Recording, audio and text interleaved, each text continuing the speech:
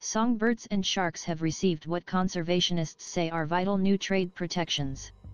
Several shark species and 2 songbirds were added to a list of species whose trade is restricted to prevent them being traded to extinction. The decision was made on Friday at a global summit in Panama. The meeting takes place against the backdrop of an ongoing global extinction crisis. Other animals given additional protections in the International Wildlife Trade Treaty, known as CITES, include dozens of freshwater turtles and frogs. Over 1 million species are at risk of extinction if we do not change the way we treat wildlife, said Matthew Collis, Deputy Vice President for Conservation at the International Fund for Animal Welfare. Governments at CITES have shown they are beginning to grasp the scale of the challenge required to confront the crisis facing the natural world. Some of the new species listed will see a complete ban on trafficking, while others will see new restrictions that aim to encourage more sustainable international trade. The white-rumped shama and straw-headed bulbul are just 2 species, both found in Southeast Asia, whose populations have been devastated by the songbird trade, where birds are captured for their singing ability and used in hugely popular bird singing competitions. The straw-headed bulbul in particular has been driven to the brink of extinction, declining by 80% in the last 15 years, according to BirdLife International, by the trapping that feeds huge demand for caged birds in Southeast Asia.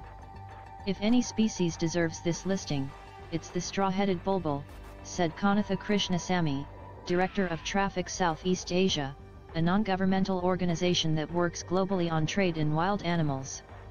Both now have extra protections through new trade restrictions agreed at the Global Wildlife Summit, with a complete ban on trading for the straw-headed bulbul.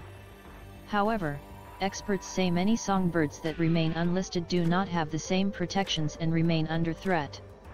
Roger Safford, a conservationist from BirdLife International, said the decision was a strong and direct response to rapid declines in these species. Unsustainable trade is a big problem, he told BBC News. And it's often deep-rooted in traditions and societies, but regulation, which can include trade bans, is certainly part of the solution. So we shouldn't miss the chance to put it in place. Nearly 100 species of sharks and shark-like rays also received protections to help ensure any trade of their meat and fins, which has pushed some sharks to the brink of extinction, is legal and sustainable. This brings most shark species in international trade under control of the treaty. Most of the new species listed are from the requiem shark family, which includes the tiger, bull, and blue sharks. Almost half of all international trade in shark fins is made up of requiems, according to Glenn Sant, Senior Advisor on Fisheries and Traceability at Traffic.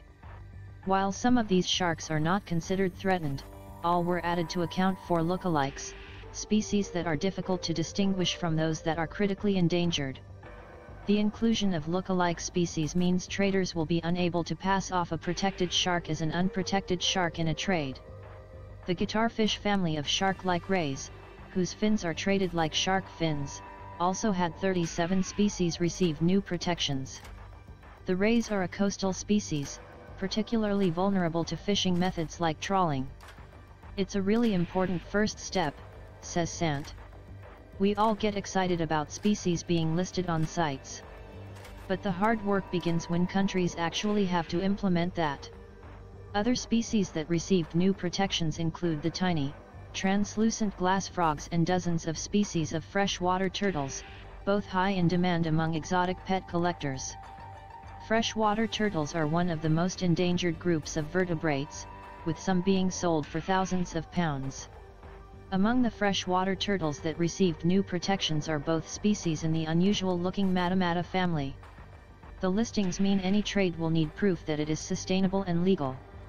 Experts from conservation organizations praised the additions, but highlight that other vulnerable species remain unprotected by the treaty.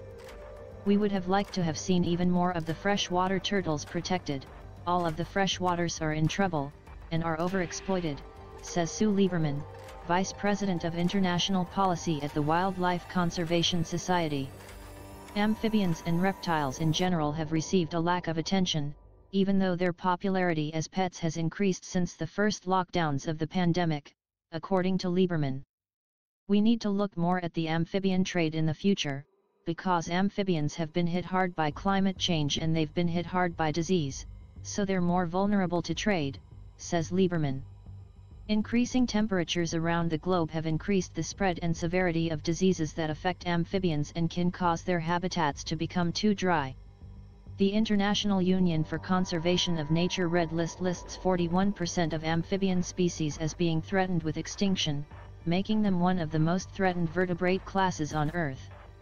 We're not saying there shouldn't be trade, we're saying it shouldn't exist in a way that drives these species toward extinction, says Lieberman. Although governments rejected proposals to reopen international trade in ivory and rhino horn, experts expressed frustration that the divisive discussions were brought forward again this year at all, saying that it sends the wrong signal to ivory traders. We can't afford to have any ivory trade, says Lieberman.